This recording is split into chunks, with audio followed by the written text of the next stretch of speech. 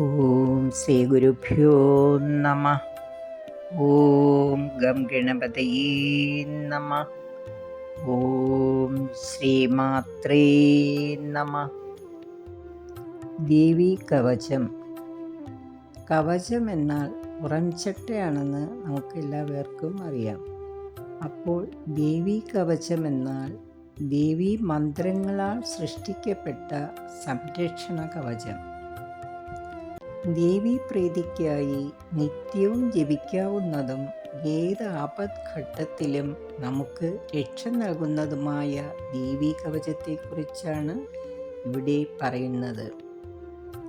ഏറ്റവും രഹസ്യമായതും സർവരക്ഷാകരവും യാതൊരു ദോഷഫലങ്ങളില്ലാത്തതും ഇതുവരെ ആർക്കും ഉപദേശിച്ചിട്ടില്ലാത്തതുമായ യാതൊന്നുണ്ടോ അതിനെ അല്ലയോ പിതാമഹ എനിക്ക് ഉപദേശിച്ചു തന്നാലും എന്ന മാർക്കണ്ഡേയ മഹാമുനിയുടെ ചോദ്യത്തിന് മറുപടിയായി ബ്രഹ്മദേവൻ പറയുന്ന ശ്ലോകങ്ങളാണ് ദേവീ കവചത്തിൽ വർണ്ണിച്ചിരിക്കുന്നത്.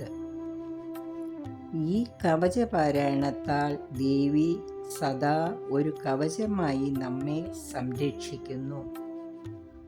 മാർക്കണ്ഡേയ പുരാണത്തിലെ 78 മുതൽ 90 വരെയുള്ള 13 അധ്യായങ്ങളാണ് ദേവീ മാഹാത്മ്യം അഥവാ ദുർഗാ സപ്തസതി.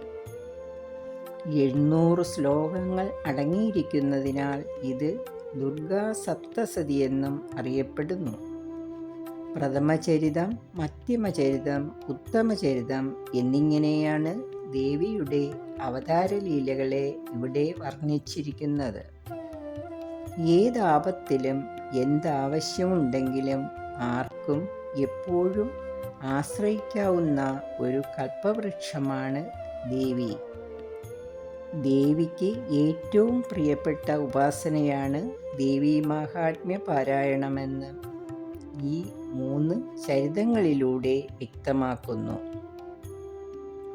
ദുഃഖിതരായിട്ടുള്ള ഭക്തർക്ക് ദുഃഖങ്ങളിൽ നിന്ന് മോചനവും, സാമ്പത്തികമായി വിഷമിക്കുന്നവർക്ക് സമ്പത്തും, ജ്ഞാനം ആഗ്രഹിക്കുന്നവർക്ക് ജ്ഞാനവും നൽകി ദേവി അനുഗ്രഹിക്കുന്നു.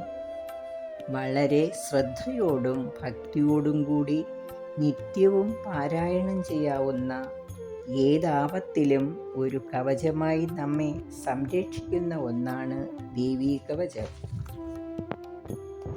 കവചസ്തോത്രം. ഓം അസ്യ ശ്രീ ദേവീ കവചസ്തോത്ര മഹാമന്ത്രസ്യ ബ്രഹ്മാർഷിഃ അനുഷ്ഠുപ് ഛന്ദഃ മഹാലക്ഷ്മീർദേവതാ ഹ്രാം ബീജം ഹ്രീം ശക്തിഃ ഹ്രൂം കീലകം ശ്രീ മഹാലക്ഷ്മീ പ്രസാദ സിദ്ധ്യർത്ഥേ ജപേ വിനിയോഗഃ. ധ്യാനം. സൗവർണാംബുജമധ്യകാം ത്രിനയനാം സൗദാമിനീ സന്നിഭാം ശംഖം ചക്രവരാഭയം ച ദദധി ഇന്ദോകലാം ബിഭ്രതീം ഗ്രൈവേയാംഗദഹാരകുണ്ഡലധരാം ആഖണ്ഡലാദ്യൈസ്തുതാം ധ്യായേദ്വിന്ദ്യനിവാസിനീം ശശിമുഖീം പാർശ്വസ്ഥപഞ്ചാനനാം.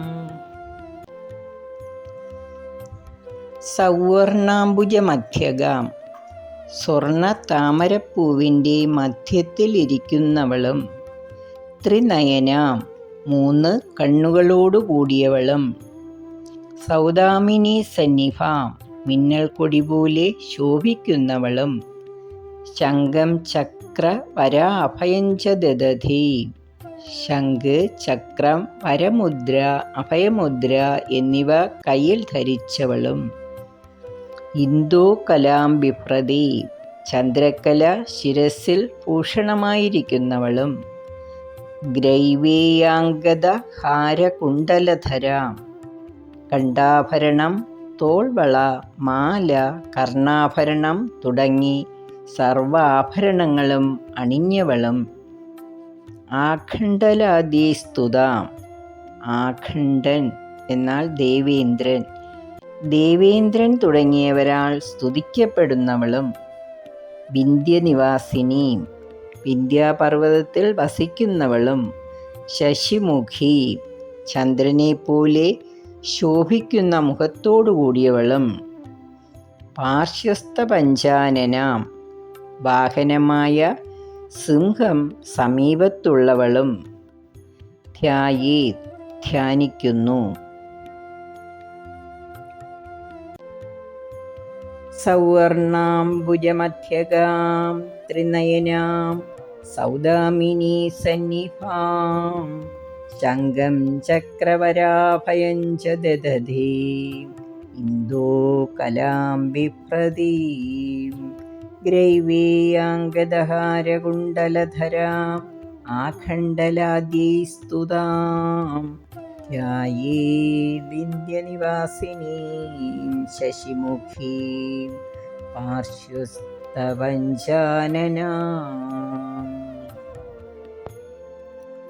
താമരപ്പൂവിൻ്റെ മധ്യത്തിലിരിക്കുന്നവളും 3 കണ്ണുകളോടുകൂടിയവളും മിന്നൽക്കൊടി പോലെ ശോഭിക്കുന്നവളും ശംഖ്, ചക്രം, വരമുദ്ര, അഭയമുദ്ര എന്നിവ കയ്യിൽ ധരിച്ചവളും ചന്ദ്രക്കല ശിരസിൽ ഭൂഷണമായി ധരിച്ചവളും കണ്ഠാഭരണം, തോൾവള, മാല, കർണാഭരണം തുടങ്ങി സർവ്വാഭരണങ്ങളും അണിഞ്ഞവളും ദേവേന്ദ്രൻ തുടങ്ങിയവരാൽ സ്തുതിക്കപ്പെടുന്നവളും വിന്ധ്യനിവാസിനിയും ചന്ദ്രനെപ്പോലെ ശോഭിക്കുന്ന മുഖത്തോടു കൂടിയവളും വാഹനമായ സിംഹം സമീപത്ത് സ്ഥിതി ചെയ്യുന്നവളുമായ ദേവിയെ ഞാൻ ധ്യാനിക്കുന്നു. ഓം ശ്രീമാത്രേ നമഃ.